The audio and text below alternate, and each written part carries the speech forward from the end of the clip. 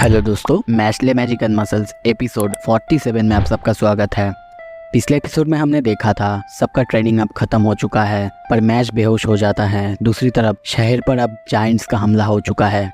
अब आगे जायंट्स को लोगों पर और शहर पर हमला करते हुए देखते हैं। वो लोग बहुत ज़्यादा तबाही कर रहे होते हैं। तभी हमें एक आदमी को दिखाया जाता है। वो बहुत ज़्यादा डर रहा है और बोलने लगता है, हमें बचाओ, हमें बचाओ।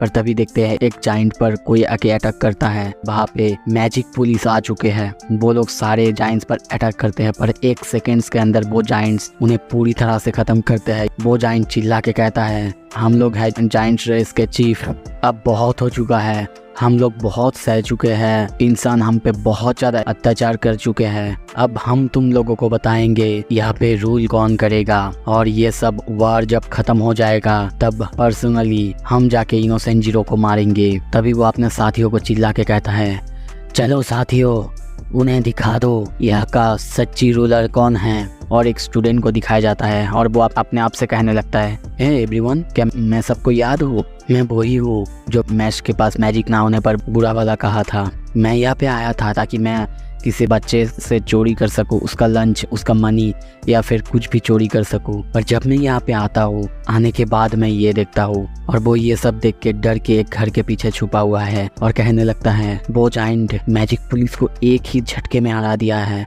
मेरा तो कोई चांस ही नहीं है, इससे अच्छा मैं यहाँ से भाग जाऊँ। तभी वो भागने ही वाला था कि सामने देखता है एक बच्चा रो रहा है। वो कहने लगता है, क्या एक बच्चा? अब मैं क्या करूँ? क्या मैं उसे मरने दूँ? क्या करूँ? हाँ ठीक ही है, मैं भाग जाऊंगा। वैसे भी मैं एक बुरा आदमी हूँ, सब मुझे बुरा कहते हैं। पर तभी देखते हैं उसके वहाँ पे वो बच्चा आ चुका है और उसे उसकी रोब खींच के कहने लगता है, मिस्टर मुझे बचाओ बचाओ मिस्टर। वो पीछे देख के कहने लगता है, क्या वो यहाँ पे आया है?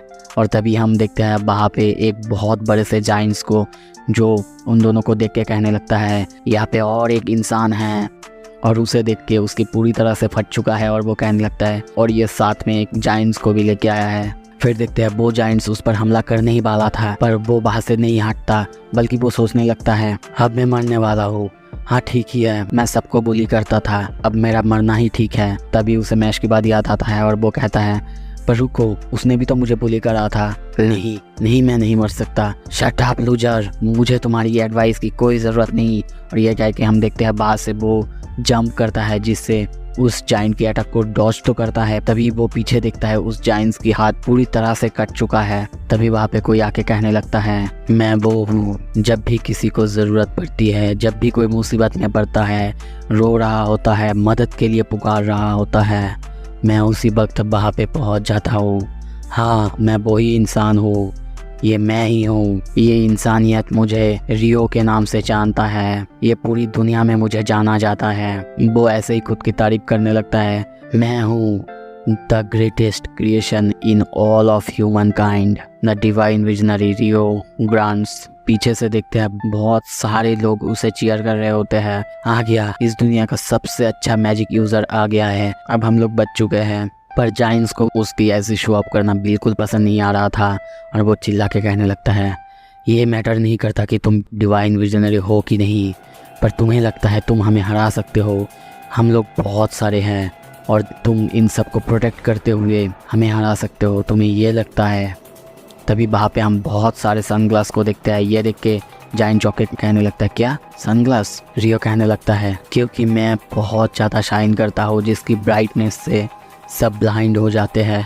और उसे इतना ज़्यादा शो अप करते हुए देख के वो जायंट उस पर अटैक कर देता है। तभी देखते हैं रियो अपना मैजिक यूज़ करता है, जिससे चुटकियों में वो जायंट ऊपर उठ जाता है। एक के बाद एक सारे जायंट्स उस पर हमला करने लगते हैं, पर रियो को कुछ नहीं होता। वो बिल्डिंग के सारे पत्थर से उन सब पर अटैक करने लगता है, जिससे उन सब को बहुत ज़्यादा चोट लगता है। और हम वहाँ पे सारे पत्थर को खून से लथपथ हुए गिरते हुए देखते हैं। वो स्टूडेंट कहने लगता है, ओह वाओ, उसने तो उन सबको इंस्टेंटली टोस्ट बना दिया। तभी रियो कहता है, तुम लोग इससे अच्छा लकी नहीं हो सकते हो, तुम लोग मेरे हाथों से मर चुके हो।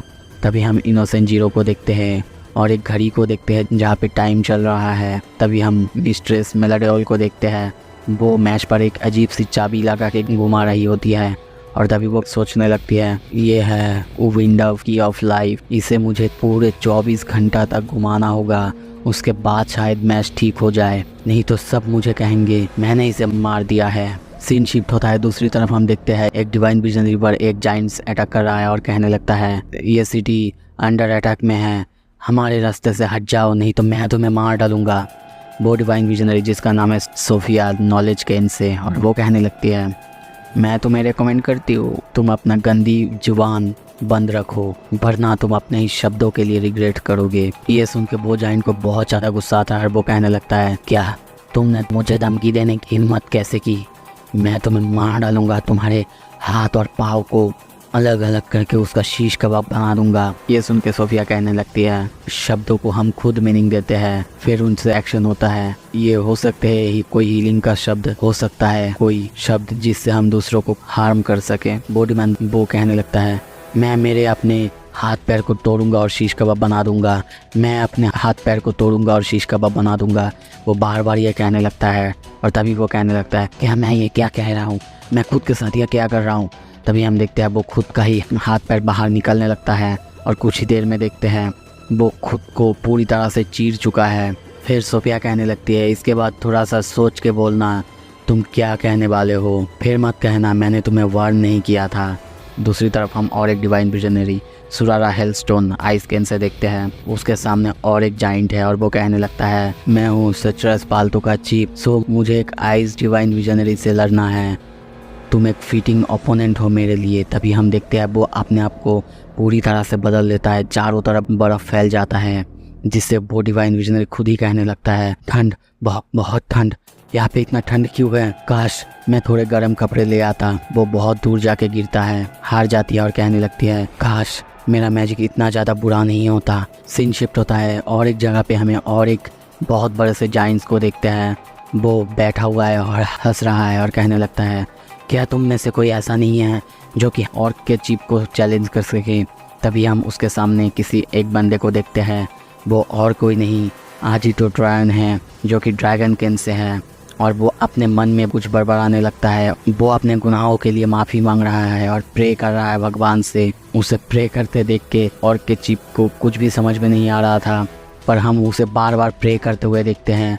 ये देख के ऑर्क के चीफ चिल्ला के कहता है ये तुम क्या बड़बड़ा रहे हो, आखिर तुम कहना क्या चाहते हो। पर तभी देखते हैं वहाँ पे एक बहुत बड़ा ड्रैगन अपेयर होता है जो कि उसे एक झटके में आके निगल लेता है, और ये देख के वहाँ पे सारे ऑर्क्स बहुत ज़्यादा डर जाते हैं। डिवाइन विजनरी के ऊपर बहुत सारे खून गिर जाता है, उसकी आंखें बड़ी बड़ी हो जाता है और वो कहने लगता है मैंने फिर से पाप किया, ये देखे मुझे अब तक 9978 टाइम्स मैंने पाप किया, कल से और ज़्यादा प्रे करूँगा और मेरे पापों को बेहतर करूँगा। फिर से और एक जगह पे हमें दिखाया जाता है जूम को, जूम के सामने है रेनेटस रिबल, और वो उसे सामने देख के कहने लगता है मुझे लगता है कि आगे आना बहुत सही था, वैसे नॉर्मली ये जॉब मुझे बहुत ज़्यादा पसंद है, बुरे किसी को मारने के लिए मुझे कोई भी कुछ नहीं कहेगा। और तभी देखते हैं वो उसे मारने के लिए उसकी तरफ भागने लगता है, पर तभी देखते हैं जूम को वो अपना तलवार नीचे रखता है जिससे भागे ज़मीन में क्रैक आ जाता है, और ये देख के रेनेटस भी चौंक जाता है और कहने लगता है ये तलवार ये तो बहुत ज़्यादा हैवी है।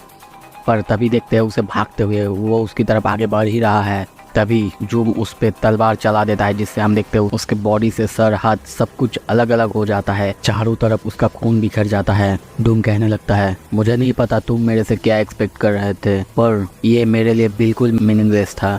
पर तभी हम देखते हैं डूम के पीछे बहुत बड़े से हाथ को, पर डूम आसानी से उन सारे उंगलियों को काट देता है और सामने देखते हैं रेनेटस गिरा हुआ है, उसकी बॉडी के कटे हुए पार्ट्स गिरे हुए हैं। पर तभी हम देखते हैं उसकी बॉडी रीजनरेट होने लगता है, एक के बाद एक उसका पार्ट्स जुड़ने लगता है। डूम बस ये देखता रहता है और तभी रेनेटस खड़ा हो जाता है और कहने लगता है ऐसी चीज़ें ही तो जीवन को वर्थ बनाता है। डूम कहता है क्या एक इमोर्टल। दूसरी तरफ हमें दिखाया जाता है मिस्ट्रेस मेलेडोस को, वो मैच पर अभी भी वो चाबी घुमा रहा है। वो मैच के ऊपर चिल्ला के कहने लगता है अब उठ जाओ, मैंने उसे कहा था ये ट्रेनिंग शायद उसे मार सकती है, पर अगर ये सच में मर गया सबको लगेगा ये मेरी ही गलती है, पर मैं सबको बताना चाहती हूँ मैंने इसको वार्न किया था। और तभी टाइम को देखते हैं उसका घड़ी का कांटा 30 पे आ चुका है। मेलेडोस चिल्ला के कहती है अब तो उठ जाओ, इसी के साथ दोस्तों ये एपिसोड खत्म होता है। आपको कैसा लगा? अगर अच्छा लगा प्लीज़ मेरे चैनल को सब्सक्राइब कीजिए। Thank you so much video को देखने के लिए।